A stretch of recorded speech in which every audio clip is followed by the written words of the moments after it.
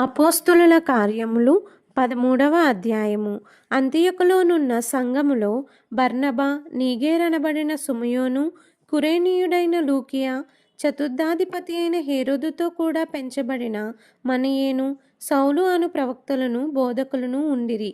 వారు ప్రభువును సేవించుచు ఉపవాసము చేయుచుండగా పరిశుద్ధాత్మ, నేను బర్నబాను సౌలును పిలిచిన పని కొరకు వారిని నాకు ప్రత్యేకపరచుడని వారితో చెప్పెను.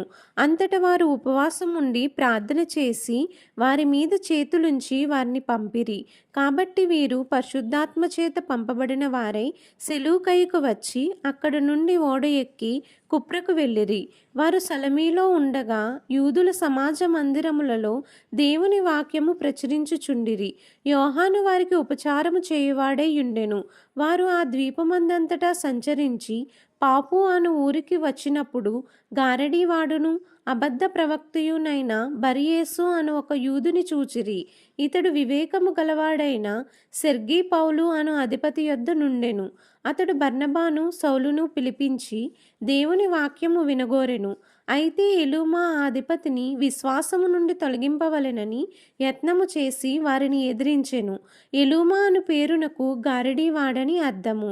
అందుకు పౌలు అనబడిన సౌలు పరిశుద్ధాత్మతో నిండినవాడై అతని చేరి చూచి, సమస్త కపటముతోనూ సమస్త దుర్మార్గముతోనూ నిండినవాడా, అపవాది కుమారుడా, సమస్త నీతికి విరోధి, నీవు ప్రభు యొక్క తిన్నని మార్గములు చెడగొట్టుట మానవా? ఇదిగో ప్రభువు తన చెయ్యి నీ మీద ఎత్తియున్నాడు. నీవు కొంతకాలము గ్రుడ్డివాడవై సూర్యుని చూడకుందువని చెప్పెను. వెంటనే మబ్బును చీకటియు అతని కమ్మెను కనుక అతడు తిరుగుచు ఎవరైనా చెయ్యి పట్టుకొని నడిపింతురా అని వెదుకుచుండెను. అంతటా ఆ అధిపతి జరిగిన దానిని చూచి ప్రభువు బోధకు ఆశ్చర్యపడి విశ్వసించెను.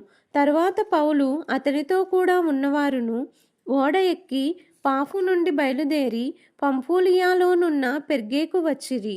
అచ్చట యోహాను వారిని విడిచిపెట్టి యెరూషలేముకు తిరిగి వెళ్ళెను.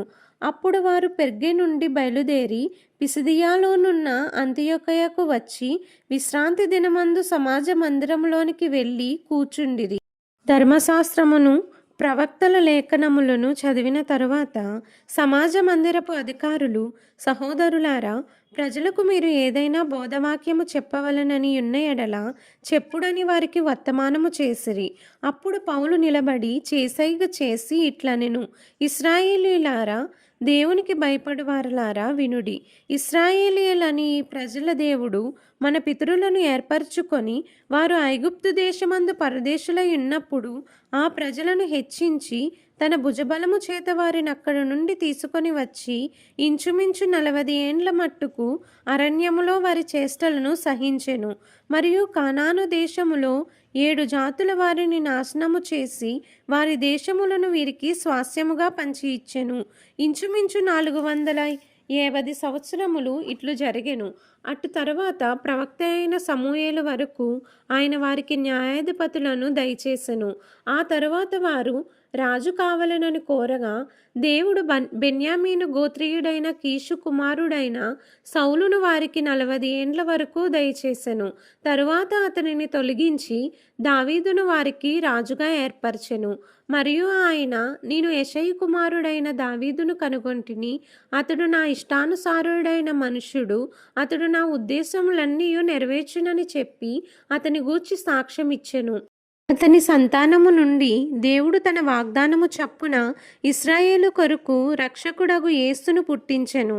ఆయన రాకముందు యోహాను ఇశ్రాయేలు ప్రజలందరికీ మారు మనస్సు విషయమైన బాప్తీసము ప్రకటించెను. యోహాను తన పనిని నెరవేర్చుచుండగా, నేనెవడనని మీరు తలంచుచున్నారు? నేను ఆయనను కాను. ఇదిగో నా వెనుక ఒకడు వచ్చుచున్నాడు. ఆయన కాళ్ళ చెప్పులు విప్పుటకైనను నేను పాత్రుడను కానని చెప్పెను. సహోదరులారా, అబ్రహాము వంశస్థులారా, దేవునికి భయపడువారులారా, ఈ రక్షణ వాక్యము మన యొద్ద పంపబడి ఉన్నది. యెరూషలేములో కాపురముండు వారును వారి అధికారులను ఆయన అయినను ప్రతి విశ్రాంతి దినమున చదవబడుచున్న ప్రవక్తల వచనములనైనను గ్రహింపక ఆయనకు శిక్ష విధించుట చేత ఆ వచనములను నెరవేర్చిరి. ఆయన యందు మరణమునకు తగిన హేతువేదియు కనబడకపోయినను ఆయనను చంపించవలెనని వారు పిలాతును వేడుకొనిరి. వారు ఆయనను గూర్చి వ్రాయబడినవన్నీయు నెరవేర్చిన తరువాత ఆయనను మ్రాను మీద నుండి దింపి సమాధిలో పెట్టిరి. అయితే దేవుడు మృతులలో నుండి ఆయనను లేపెను. ఆయన గలిలయ నుండి యెరూషలేమునకు తనతో కూడా వచ్చిన వారికి అనేక దినములు కనబడెను. వారిప్పుడు ప్రజల ఎదుట ఆయనకు సాక్షులై ఉన్నారు. దేవుడు యేసును లేపి పితరులకు చేసిన వాగ్దానమును మన పిల్లలకు నెరవేర్చియున్నాడని మేమును మీకు సువార్త ప్రకటించుచున్నాము. అలాగే నీవు నా కుమారుడవు, నేడు నేను నిన్ను కంటిని అని 2వ కీర్తన యందు వ్రాయబడి ఉన్నది. మరియు ఇక కుళ్ళు పట్టకుండా ఆయనను మృతులలో నుండి లేపుటను బట్టి దావీదునకు అనుగ్రహించిన పవిత్రమైన వరములను మీకు అనుగ్రహింతును, అవి నమ్మకములై ఉన్నవని చెప్పెను. కాబట్టి వేరొక కీర్తన యందు నీ పరిశుద్ధుని కుళ్ళు పట్టనియ్యవని చెప్పుచున్నాడు. దావీదు దేవుని సంకల్పము చొప్పున తన తరము వారికి సేవ చేసి నిద్రించి తన పితరుల యొద్దకు చేర్చబడి కుళ్ళిపోయిను, కానీ దేవుడు లేపినవాడు కుళ్ళు పట్టలేదు. కాబట్టి సహోదరులారా, మీకు ఈయన ద్వారానే పాపక్షమాపణ ప్రచురమగుచున్నదనియు మీరు మోషే ధర్మశాస్త్రము వలన ఏ విషయములలో నీతిమంతులుగా తీర్చబడలేకపోతిరో ఆ విషయములన్నిటిలో విశ్వసించు ప్రతివాడును ఈయన వలననే నీతిమంతుడుగా తీర్చబడుననియు మీకు తెలియగాక. ప్రవక్తల గ్రంథమందు చెప్పబడినది మీ మీదికి రాకుండా చూచుకొనిడి. అదేమనగా, ఇదిగో తిరస్కరించు వారలారా, ఆశ్చర్యపడుడి, నశించుడి. మీ దినములలో నేనొక కార్యము చేసేదను. ఆ కార్యము ఒకడు మీకు వివరించినను మీరెంత మాత్రమును నమ్మరు అనెను. వారు సమాజ మందిరములో నుండి వెళ్ళుచుండగా ఆ మాటలను మరుసటి విశ్రాంతి దినమున తమతో చెప్పవలెనని జనులు వేడుకొనిరి. సమాజ మందిరములోని వారు లేచిన తరువాత అనేకులు యూదులను, భక్తిపరులైన యూద మత ప్రవిష్టులను పౌలును బర్నబాను వెంబడించిరి.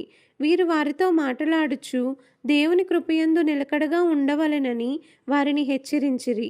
మరుసటి విశ్రాంతి దినమున దాదాపు ఆ పట్టణమంతయు దేవుని వాక్యము వినుటకు కూడివచ్చెను. యూదుల జనసమూహములను చూచి మత్సరముతో నిండుకొని దూషించుచు పౌలు చెప్పిన వాటికి అడ్డము చెప్పిరి. అప్పుడు పౌలును బర్నబాయు ధైర్యముగా ఇట్లనిరి, దేవుని వాక్యము మొదట మీకు చెప్పుట ఆవశ్యకమే. అయినను మీరు దానిని త్రోసివేసి మిమ్మును మీరే నిత్య జీవమునకు అపాత్రులుగా ఎంచుకొంచున్నారు. గనుక ఇదిగో మేము అన్యజనుల యొద్దకు వెళ్ళుచున్నాము. ఏలయనగా నీవు బూదిగంతముల వరకు రక్షణార్థముగా ఉండునట్లు నిన్ను అన్యజనులకు వెలుగుగా ఉంచియున్నావు అని ప్రభువు మాకు ఆజ్ఞాపించిననిరి. అన్యజనులు ఆ మాట విని సంతోషించి దేవుని వాక్యమును మహిమపరిచిరి. మరియు నిత్యజీవమునకు నిర్ణయింపబడిన వారందరూ విశ్వసించిరి. ప్రభువు వాక్యము ఆ ప్రదేశమందంతటా వ్యాపించెను. కానీ యూదుల భక్తి మర్యాదలు గల స్త్రీలను, ఆ పట్టణపు ప్రముఖులను రేపి పౌలునకును బర్నబాకును హింస కలుగజేసి వారిని తమ ప్రాంతముల నుండి వెళ్ళగొట్టిరి. వీరు తమ పాదధూళిని వారి తట్టు దులిపివేసి ఇకోనియకు వచ్చిరి. అయితే శిష్యులు ఆనందభరితులై పరిశుద్ధాత్మతో నిండిన వారైరి. దేవుడు ఈ పరిశుద్ధ లేఖనమును దీవించి ఆశీర్వదించునుగాక. ఆమేన్. ఇప్పుడు దాకా వాక్యాల్లో విన్నారు కదా, వినండి, మరి కొంతమందికి వినిపించండి. యూట్యూబ్ ఛానల్ని లైక్ చేయండి, షేర్ చేయండి, అలాగే సబ్స్క్రైబ్ కూడా చేయండి.